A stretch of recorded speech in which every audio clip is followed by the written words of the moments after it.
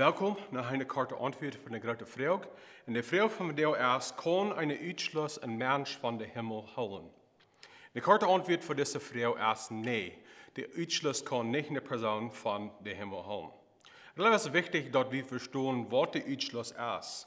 Het eerste ding wat wichtig is te verstaan is dat Utschluss een poort is van Jingermerken.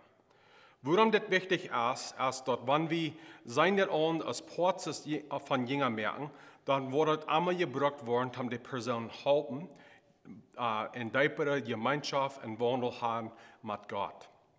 Dit meint dan dat een Utschluss kan niemals gebruikt worden, wie we in Engels zeggen, als een weapon, tegen mensen, die we aan terug doen. Dat kan niet gebruikt worden tegen de mensen, dat we aan straffen doen, wils we die niet gleichen doen, of wat ze dingen doen. Dat meint ook niet dat het kan het eerste stap zijn.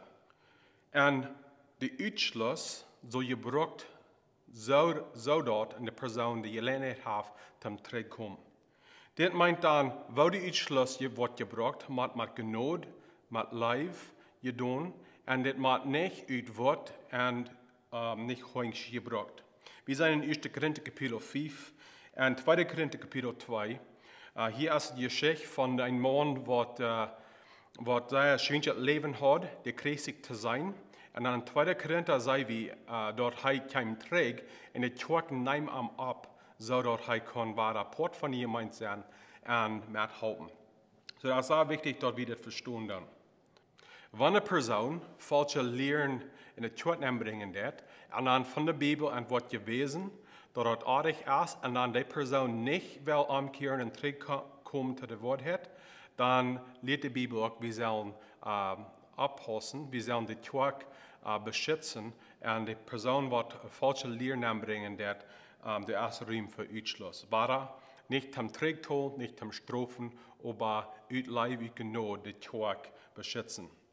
In de Bijbel leert dan ook sehr klar, wo we zullen de Utschluss brengen.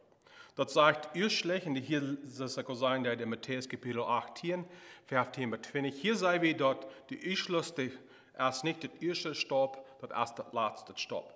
Eerstlich, wanneer de persoon in vrijwillige zin leven, dat de persoon zal dat gewezen worden van de Bijbel, dat zij aardig zijn.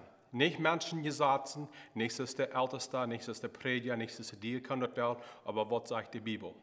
Wanneer die persoon dan dat niet wil aannemen, dan zullen er 2 oder meer top komen en dan de personen van de Bijbel wijzen, dat waar ze leven als aardig. Dan, wanneer ze nog niet zich opmerken dan met God, dan zal het verder de gemeente gaan en bloos dan verder de gemeente gaan, dat de persoon waar dan de gelegenheid heeft om zich opmerken met God.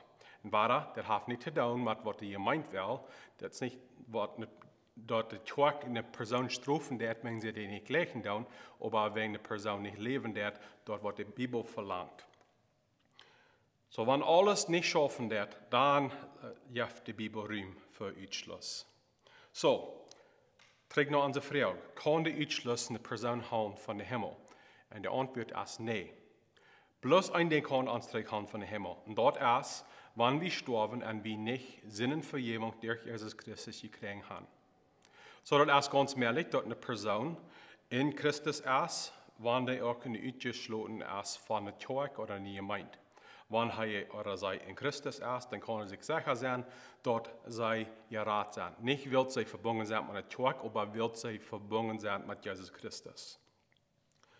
1 Johannes kapitel 5, de 12e vers zegt ons sehr klar, wer Gott zijn zin heeft leven. En wer den zin niet heeft ook niet leven.